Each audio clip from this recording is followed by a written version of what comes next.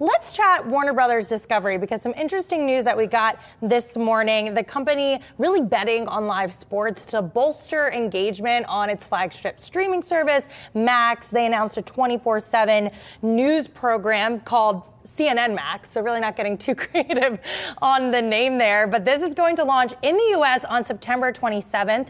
It's going to be an open beta, so current subscribers can give their feedback on the service. And of course, this comes at a time where we're seeing linear network television decline across the board. But 1 year after the failure that was CNN Plus.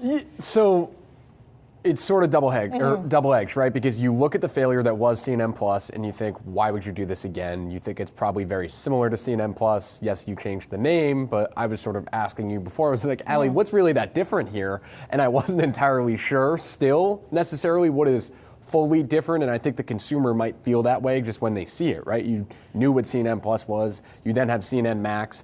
As a consumer, how do you really understand what the difference is there? I think they might struggle with that.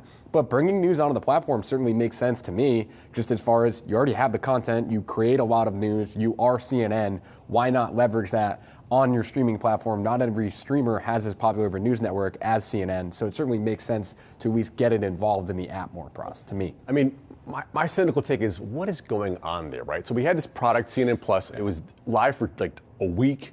Then they canned it. Cost a ton of money, lay people off. Then they relaunch another news product 24 hours a day on Max, online. What's going on here? And my take is, I've seen this before. I'm looking at you, ABC News, right? What's going on is, new manager comes in, they want their own baby. They don't want someone else's. Yeah, that's a good point. They're like, you know what, we didn't make this thing. Timing, I think, was a big factor in the CNN Plus debacle, because you had the merger close.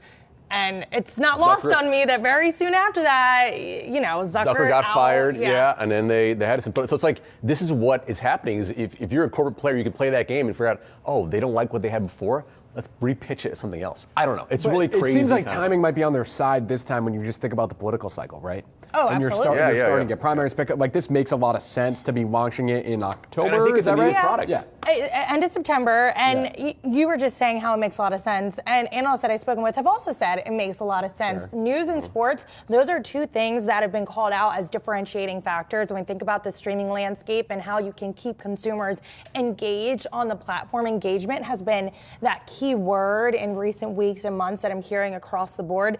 So it might not necessarily draw new subscribers, but it's going to keep you on that platform longer. It puts you on the app, which is the same thing people say about sports, right? Is it gets you on the app. And sports is something Warner Brothers is getting involved with as well. And then you might see more original content that you're then interested in. It's why Amazon really wanted the NFL, right? To get more people literally on the Amazon Video app, because sometimes people aren't seeing the full breadth of what is there.